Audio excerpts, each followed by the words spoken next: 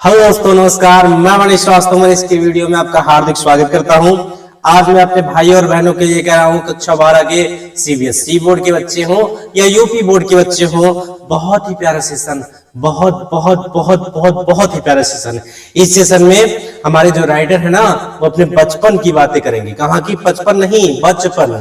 बचपन जानते हो ना, आपका भी बचपन था ना?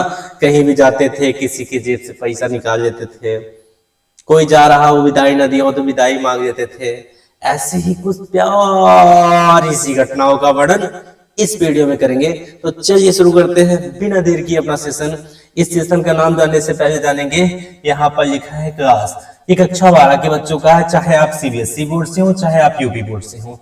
आपका लेसन 6 है और ये सप्लीमेंट्री आप पढ़ने जा रहे हो। सप्लीमेंट्री में क्या? रीडर। सप्लीमेंट्री रीडर में क्या होता है? सप्लीमेंट्री में होता है पूरक और रीडर में होता है पाठक। और सप्लीमेंट्री रीडर में आपके कुल 6 पार्ट हैं। पहले पार्ट का नाम आपने पढ़ा होगा, थर्ड लेवल, फिर उसके बाद टाइगर किंग, फिर journey to the end of the year, further in me, फिर on the face of it, फिर द मेमोरीज ऑफ चाइल्डहुड। अच्छा ये बताओ, आप सोच रहे होगे ना कि मैं इस पार्ट को क्यों पढ़ा रहा हूँ, ऊपर के पार्टों को नहीं शुरू किया है। देखिए तो वीडियो जा करके, इस पार्ट में बहुत दम है। और बहुत दम का मतलब क्या? ऊपर बच्चे तैयार करके जाएंगे, 24 फरवरी से पेपर है आपका और आएगा नीचे से। और एक बार अगर वीडियो आपने देखा ना, तो मैं गारंटी देता हूँ, मैं मनीष श्रीवास्तव गारंटी देता हूँ कि वीडियो समाप्त होने के बाद कहोगे मनीष सर मैं लिख के आऊंगी। तो बिना देर के चलिए शुरू करते हैं।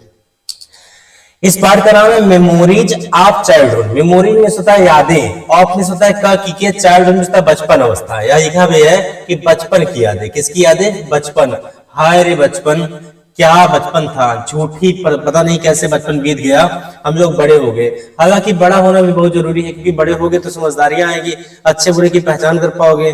लेकिन बचपन बहुत प्यारा था। ऐसी ही संपूर्ण घटनाओं के साथ एक घटना बहुत ही मार्मिक घटना है। तो बिना देर के चलिए शुरू करते हैं पार्ट को। तो आपके इस मेमोरीज ऑफ चाइल्डहुड, बचपन की यादें में एक पार्ट नहीं बल्कि 2 पार्ट है। यहाँ पर लिखा है पार्ट नंबर 1, यहाँ पर लिखा है पार्ट नंबर 2। तो यानी पार्ट नंबर फर्स्ट और पार्ट नंबर सेकंड में, पार्ट नंबर जो फर्स्ट है, ये कहानी हमारे राइटर की है। राइटर का नाम है चिटकाला सा। क्या नाम है? चिटकाला सा। और जो सेकंड पार्ट है उसका नाम है बामा। यानी हमारे सेकंड राइटर है बामा और फर्स्ट राइटर कौन सी है? चिटकाला सा। यानी आज हम पढ़ेंगे चिटकाला सा और उसके बाद पढ़ेंगे बामा। तो ये जो हमारी राइटर है अपने बचपन की कुछ घटनाओं का वर्णन कर रही हैं। तो क्या वर्णन कर रही हैं देखते हैं। यहाँ पर नंबरिंग करके मैंने बताया कि इसके बाद क्या हुआ, इसके बाद क्या हुआ, इसके बाद क्या हुआ। तो चलिए शुरू करते हैं। लिखा है कि आवर राइटर, हमारी जो लेखिका है उनका नाम चिटकाला सा है। बर्थ में होता है जन्म लेना। उन्होंने जन्म लिया है कहां पर?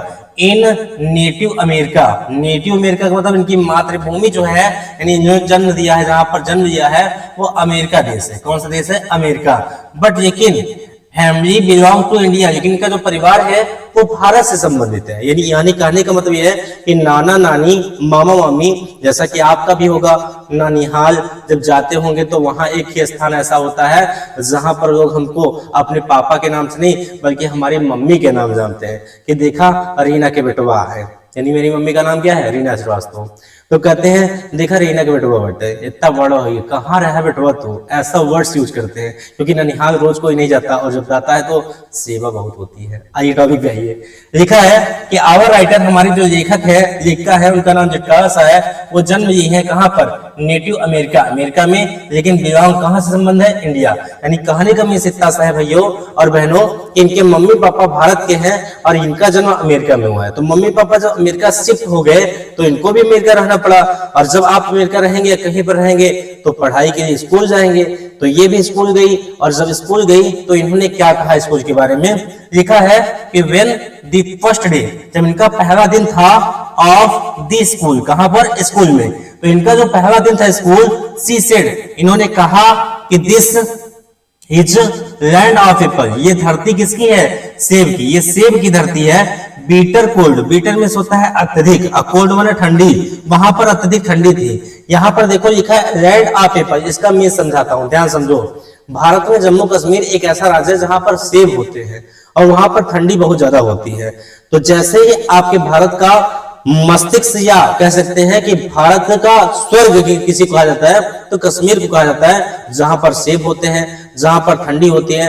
वैसे ही अमेरिका में ठंडी होती है, जहां पर ये पढ़ने गई थी, बहुत सारे कोट, बहुत सारे कपड़े पहनकर गई हुई थी। तो कहती हैं कि जब मैं पहले दिन स्कूल गई थी तो स्कूल में जाने के बाद मैंने स्कूल को कहा लैंड ऑफ एप्पल, यानी सेब की धरती, क्योंकि बीटर कोल्ड था, यानी वहां पर अत्यधिक ठंडी थी। आपके एग्जाम में पूछेगा क्वेश्चन कि what was the reason why our writer said American school to land of apple, क्या कारण था कि हमारी राइटर ने स्कूल को कहा था लैंड ऑफ एप्पल, क्योंकि वहां पर बीटर कोल्ड था। बीटर कोल्ड में क्या होता है, अत्यधिक ठंडी। आप इसको जानते रहोगे, ऐसे पूछ सकता है कि what was happen when our writer Zitkala साहब रीच्ड हर स्कूल, क्या घटना घटी थी जब हमारी राइटर अपने स्कूल पहुंची थी। तो हम बताएंगे कि हमारी राइटर जब स्कूल पहुंची थी तो वहां पर उन्होंने अपने स्कूल को लैंड ऑफ एप्पल कहा था, सेब की धरती कहा था, क्योंकि वहां पर बहुत ज्यादा ठंडी थी। आगे देखिए क्या कहती हैं देयर सी वाज सरप्राइज्ड, वह देख करके वह बहुत आश्चर्य हो गई। यानी कौन सी ऐसी घटनाएं थी जिसको देख करके हमारी राइटर जो थी वो आश्चर्य हुई। लिखा है कि इन दिस स्कूल, इस स्कूल में वाज ग्रेट बस्टर, ये ग्रेट बस्टर मीनिंग आई है, इसका मीन समझो। ग्रेट बस्टर में होता है बहुत ज्यादा शोरगुल होना, बस्टर में इसका होता है शोरगुल, यानी वहां पर बहुत शोरगुल थी। किन किन चीजों की शोरगुल थी? पहली बात तो आती है जिटकारा साहब वाज सो अपसेट, बहुत ज्यादा परेशान हुई। किस चीज से? शोरगुल से, यानी बहुत ज्यादा शोरगुल हो रहा था। इस शोरगुल से हमारी राइटर क्या हो गई, अपसेट हो गई, परेशान हो गई। बाई रिंग, यानी रिंग मंच का था जो घंटी बजती थी, और नॉइज में शोरगुल यानी बहुत ज्यादा आवाज हो रही थी। मरमर में इसका था बुदबुदाहट। इन तीन चीजों से हमारी राइटर बड़ी परेशान थी, क्योंकि वहां बार बार घंटी लग रही थी, बार बार लोग अपने डेस्क को खोला और बंद कर रहे थे, लड़कियां आपस में बात कर रही थी कान में। लड़कियों का आपस में बात करना क्या है, नेचर है, प्रकृति है। सूरज पश्चिम से निकल जाएगा, लेकिन क्या तो लड़कियां चुप हो जाए, तो ऐसा कभी हो सकता नहीं। गुस्सा मत होना बहनों, समझ रहा हूँ गुस्सा हो जाओगी, लेकिन सच्चाई सच्चाई है, गुस्सा होके क्या करोगी। आगे कहा गया है कि मरमर ऑफ चाइल्ड, यानी बच्चों की बुदबुदाहट की आवाज। क्यों? क्योंकि because he don't know the language, क्योंकि वह अमेरिका की भाषा अच्छी तरीके से जानती नहीं थी। अब बात आती है भाषा की, तो भाई इसका तो रहने वाला निहाल इंडिया की थी, गई थी अमेरिका पहली बार, तो वहां पर हमारी जिटकाला सा जो है वो अमेरिका की भाषा जानती नहीं थी। आपस में समझ में बात करते हैं, तो वही चीज है इंग्लिश में वहां बात करते हैं, और ये कैसी इंडिया की है तो चीजों को नहीं जानती। एक घटना मैं आपको बताता हूँ। मेरा एक दोस्त है और मेरे गांव का ही है, मेरे साथ आसम गया था। आसम दिसपुर जिसकी राजधानी है, हम लोग गए थे आसम राइफल की वैकेंसी देखने। तो मेरा जो दोस्त था बहुत ही प्यारा दोस्त था, मेरे साथ गया था। उसका भी सेंटर और मेरा भी सेंटर डीपू था। डीपू क्या है, स्थान का नाम है। डीपू, जोरहाट, दीमापुर, ये सब नागालैंड में है, असम में है। तो वहां पर हम लोग गए थे। तो जाने के बाद क्या हुआ, मेरा जो फिजिकल था निकल गया, यानी 5 किलोमीटर की रेस निकल गई, और उस मेरे भाई की रेस निकल गई, लेकिन वो हाइट में छट गया। तो हाइट में छटने मात्र से उसको इतना दुख था, इतना दुख था, इतना दुख था कि पूछिए मत। और मैं जो कि मेरा फिजिकल निकल गया था, हाइट भी हो गई थी, सब कुछ था, न तो मैं रो सकता था और न तो मैं हंस सकता था, क्योंकि मेरे साथ गया इतना दूर मेरा मित्र, उसके हाइट में कमी होने के कारण वो छट गया। लेकिन उसके रुतबे को देख करके मैं बहुत ज्यादा खुश था। जब वो लौट रहा था तो वहां असम के लोग जो थे आपस में बात करते करके तो ऐसे कह रहा था, मतलब गुस्से में कह रहा था, अब वही पटक मारब दिमाग को जैसे ही कुछ कहीं पहुंच गया ना। तो ये अवधी भाषा जब बोलता था मुझे बड़ी हंसी आती थी, क्योंकि उसकी भाषा मैं समझता था, लेकिन और कोई समझता नहीं था। वो इतना गुस्सा था, लेकिन गुस्से को खत्म करने का प्रयास कर रहा था, अपने आप को खुश करने का प्रयास कर रहा था। और मेरा दोस्त बहुत ही अच्छा था और आज भी मेरे साथ है। आगे देखिए कहा गया भैया कि जब वो अपनी भाषा को नहीं जानती थी ना, इसी वजह से जब वो अमेरिका की भाषा को नहीं जानती थी, इसी वजह से वो क्या थी, अपसेट थी। तो आपसे पूछ सकता है कि in the reason of Zitkala Sa या in the reason of memories of childhood what was the reason of upsetness our Zitkala Sa या आवर राइटर। तो इस पार्ट में मेमोरीज ऑफ चाइल्डहुड में जिटकाला सा के दुखी होने का क्या कारण था, तो आप बताएंगे द रीजन ऑफ सैडनेस या reason of upset was our writer Zitkala Sa ring, noise and murmur, and first of all most important reason was because he, या लिखते हैं because she don't know the language, क्योंकि वो भाषा जानती नहीं थी, अमेरिका की भाषा जानती नहीं थी। तो दो क्वेश्चन बना, पहला क्वेश्चन कारण कि परेशान क्यों थे, दूसरा चीज कि वह स्कूल में गई तो उसको स्कूल में क्या चीज दिखा, किस चीज से वह कही धरती, लैंड ऑफ एप्पल, ये चीजों को। तो आप चीजों को ध्यान दीजिएगा, ये क्वेश्चन पूछे गए हैं और फिर से पूछे जाएंगे, मैं आपको दे रहा हूँ वीडियो, और ध्यान से समझिए, क्योंकि जब पेपर आएगा तो इसी डिजिटल बोर्ड पर मैं पेपर को सॉल्व कराऊंगा और आपको दिखाऊंगा ब्रैकेट में कि देखिए इस वीडियो को इस दिन मैंने डाला था और अगर आप देखे होते तो ये चीज करके आते, और अगर आप देख रहे हो और करके आओगे तो आप बहुत अच्छे हो। अगर 10 रुपए में दाग धुल जाए तो दाग अच्छे हैं, ठीक है, डरना नहीं, क्योंकि डर के आगे जीत है। माउंटेन ड्यू टॉपिक पे आओ। कहा है कि वहां पर 3 प्रकार की घंटी थी। कितनी प्रकार की घंटी थी? 3। नहीं, वहां पर 3 प्रकार की घंटियां बजती थी, पहली घंटी, दूसरी घंटी और तीसरी घंटी। यहाँ पर लिखा भी हूं कि there first ring, second ring, third ring. वहां पर पहली घंटी बजी, फिर दूसरी, फिर तीसरी। तो पहली घंटी का क्या मतलब था, दूसरी घंटी का क्या मतलब था, तीसरी घंटी का क्या मतलब था, इसको समझ लो, क्योंकि एग्जाम में ये क्वेश्चन भी पूछा है। तो मैं हिंदी में समझाता हूँ, फिर टॉपिक पे आता हूँ, समझना से। जब पहली घंटी बजती थी तो वहां के सारे बच्चे एक पंक्ति में, एक रो में आगे बढ़ते थे, और रो में आगे बढ़ने के बाद क्या करते थे, वो जाते थे अपनी कुर्सी के पास खड़े होते थे। दूसरी घंटी बजती थी, चेयर को पीछे खींचते थे और खड़े होकर के क्या करते थे, प्रेयर करते थे, प्रार्थना करते थे। और तीसरी घंटी के बाद वो बैठते थे और ब्रेकफास्ट शुरू कर देते थे। पर हमारी राइटर नहीं गई थी। जब नहीं गई थी तो पहली घंटी बजी, सबके पीछे पीछे गई, और दूसरी घंटी में सबने कुर्सी पीछे खसकाया, प्रेयर होने लगा, एकाकी बैठ गई। तो वहां पर जो प्यून थी, इनको देखी ऐसे करके आंख, तो एक खड़ी हो गई। जैसे खड़ी हुई, प्रेयर खत्म हो गया, सब बैठ के खाना खाने लगे। और ये बैठी तो लेकिन खाना नहीं खाई। कारण क्या था?